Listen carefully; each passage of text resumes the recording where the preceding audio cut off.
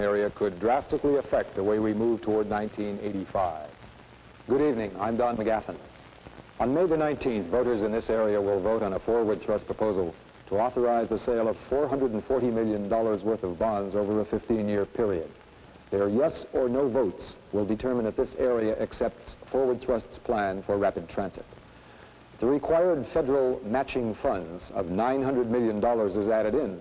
Voters here could encumber more money than perhaps any other local election in the nation's history, nearly $1.4 billion. Tonight we will examine the concept of rapid transit. We will not dwell on shiny, air-conditioned trains or on modern express buses. These things are fascinating, but they are only the hardware, the means of rapid transit. What Forward Thrust proposes is a concept, a specific idea. Certainly it requires a hard, practical look at their pocketbooks, but it also asks them to look at their cities and towns and at the way they live their lives. More important, it asks a judgment on May the 19th which could have an effect on how their children will live their lives in 1985. The problems of moving people and vehicles through cities is unique neither to Seattle nor to the 1970s. So great was the congestion on New York City's turn-of-the-century streets that city fathers literally surrendered the surface to vehicles.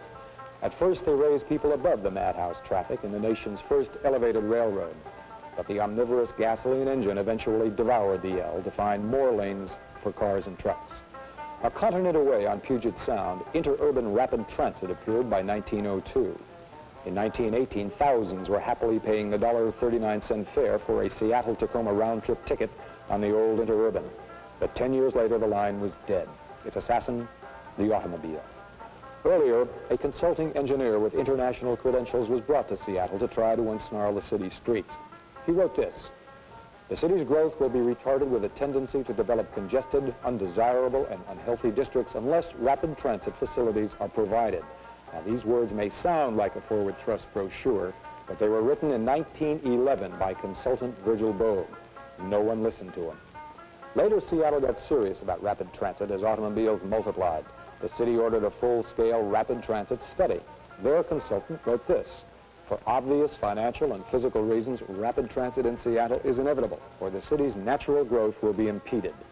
That warning was written and filed away in 1926.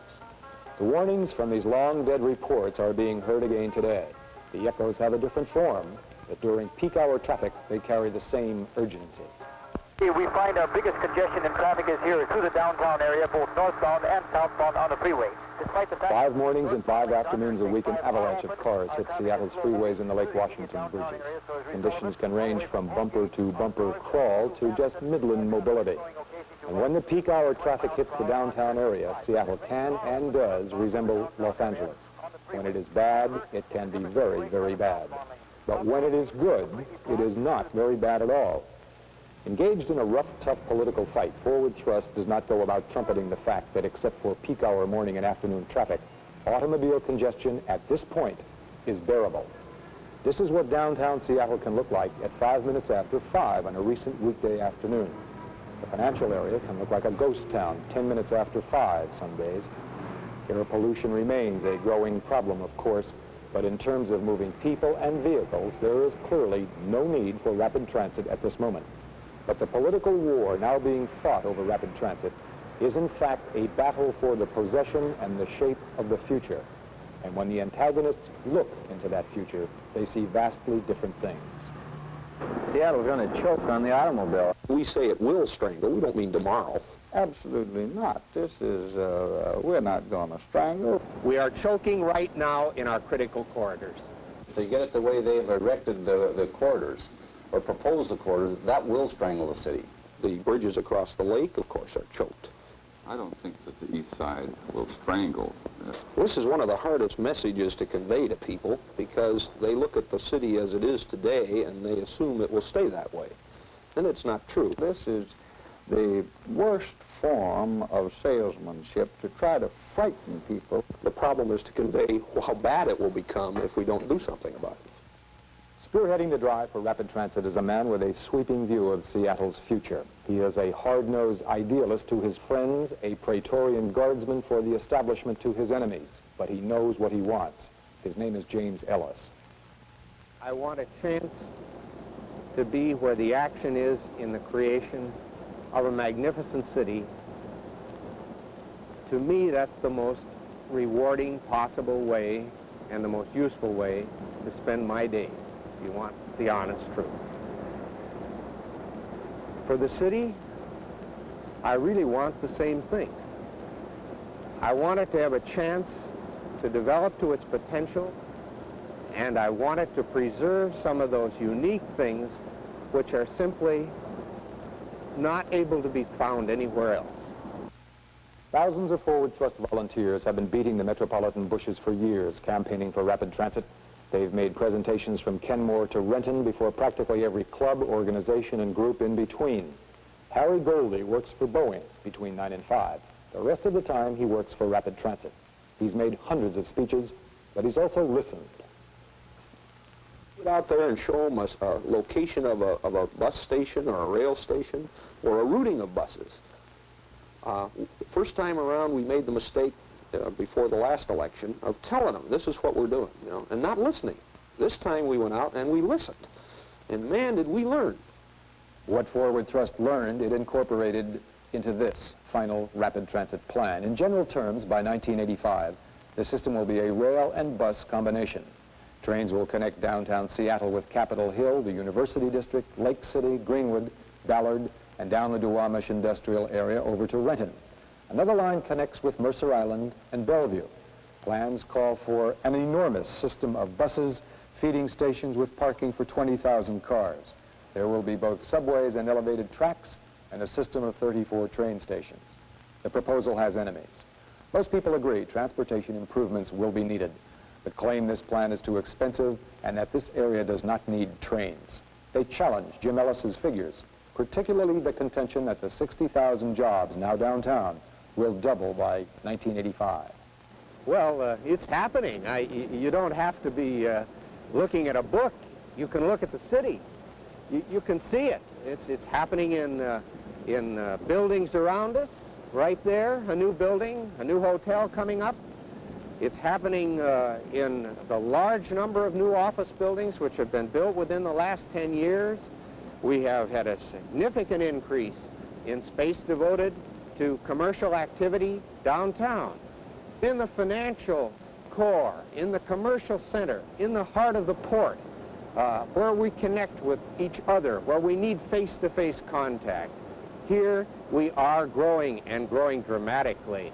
And this, of course, hasn't been caused by rapid transit. It's a fact of life. And what we need rapid transit for is to serve that existing fact.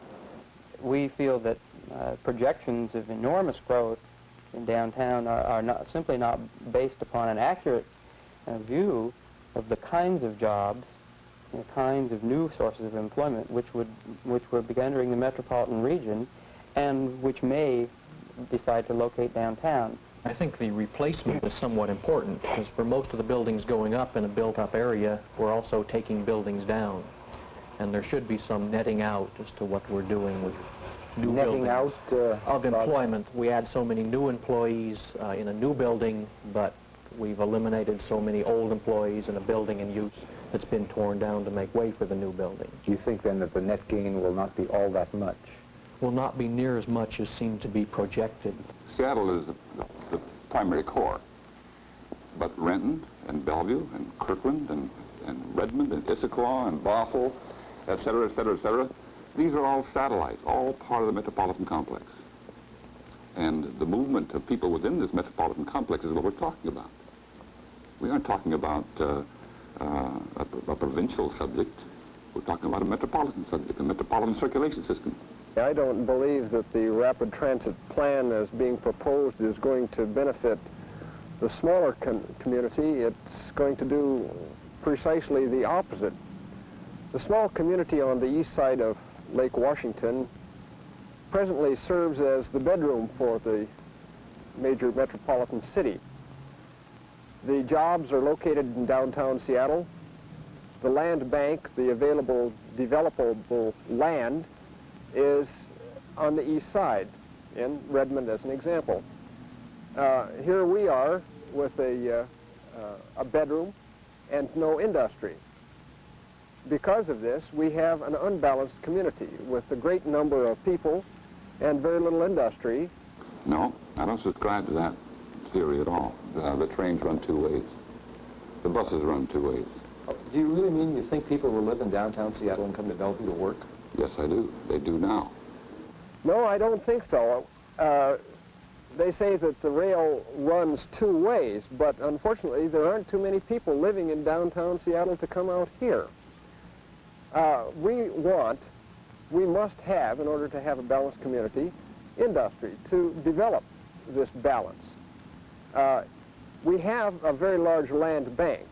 If all of the jobs go downtown, if we have centralization of the metropolitan area in the central city, Seattle, then the bedroom is going to continue to move on to the east, on towards Woodinville, Issaquah, and so forth.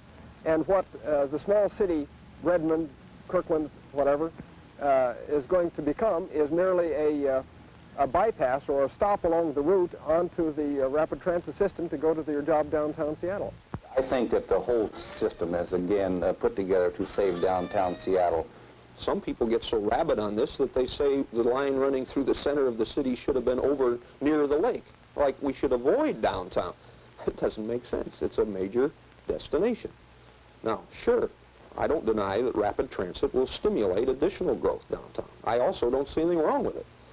I don't own any property downtown, and I don't represent downtown. But I do believe that a healthy city center with both jobs, recreation, and cultural events is a worthwhile thing to have in this community. There's 60,000 people working down here. We attempted to put the transit lines where people's destinations were. If this system is completed, we will have a transit station within a 5-minute walk of 40% of all the employment opportunities in the metropolitan area. That was our purpose. It wasn't a purpose to benefit any particular portion of the property-owning segment. James Bender and the King County Labor Council gave rapid transit its worst political blow several weeks ago. Doing an about-face from its position in the unsuccessful 1968 election, the Labor Council voted to oppose the bond issue. We are for, definitely, we're for a mass transit system.